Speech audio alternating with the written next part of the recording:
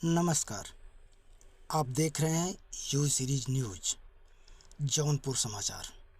जौनपुर पचाटिया के पास एम्बुलेंस में लगी भयंकर आग।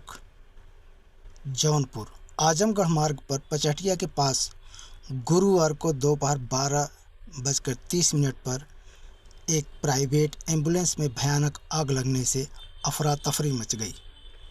बताया जाता है कि उक्त एम्बुलेंस में आग उस वक्त लगी जब एम्बुलेंस गौरा बादशाहपुर की ओर से किसी मरीज को पहुंचाकर वापस जा रही थी। घटना का कारण शॉर्ट सर्किट बताया जा रहा है।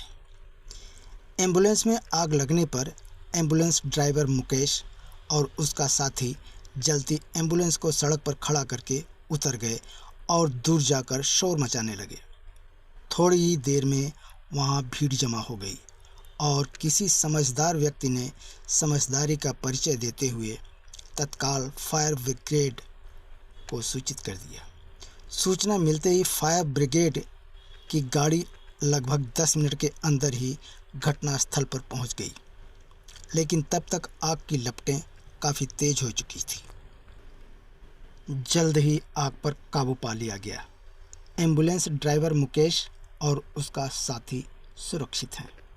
उत्तर प्रदेश बिजनौर में पानीपत खटीमा राजमार्ग पर पीली चौकी के निकट एक स्कॉर्पियो गाड़ी ने बाइक पर जा रहे युवक को टक्कर मार दी। बाइक सवार युवक की मौके पर ही मौत हो गई, जबकि इलाज के दौरान भारती की भी डेथ हो गई। अंकुश और भारती की मौत से पूरे परिवार में कोहराम मच गया। पुलिस ने डेड बॉडी को कब्जे में लेकर पोस्टमार्टम के लिए भेज दिया है। बताया जाता है कि बृहस्पतिवार को नगीना थाना क्षेत्र के ग्राम जीतपुर पलड़ी निवासी अंकुश अपनी पत्नी भारती के साथ दवा लेने के लिए बिजनौर जा रहे थे।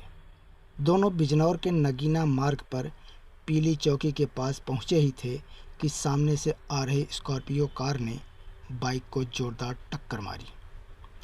धड़ाम की तेज आवाज़ हुई और बाइक सवार पति पत्नी कई फीट ऊपर उछलकर दूर जा गिरे। मौके पर मौजूद लोगों के बयान के अनुसार टक्कर इतनी ज़बरदस्त थी कि अंकुश की मौके पर ही मृत्यु हो गई, जबकि पत्नी भारती को गंभीर चोटें लगी थी। भारती को हॉस्पिटल पहुंचाया गया, लेकिन डॉक्टर्स उसे भी न बचा सके। लोकसभा चुनाव 2024 का पहला चरण पूर्ण हुआ।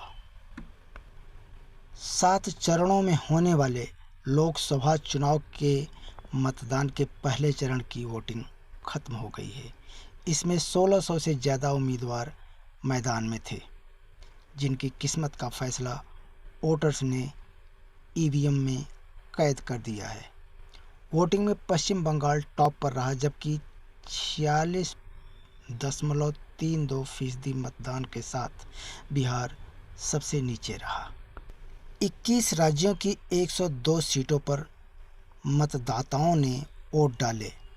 9 केंद्रीय मंत्री, 2 पूर्व मुख्यमंत्री और 1 पूर्व राज्यपाल समेत इस चरण में 1600 से भी ज़्यादा उम्मीदवार मैदान में उतरे थे।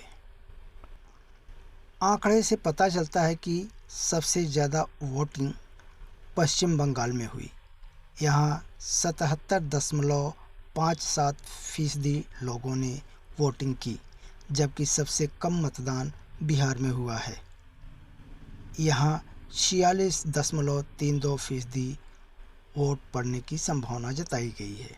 इस तरह देश में मतदान प्रतिशत 59.71 रहा।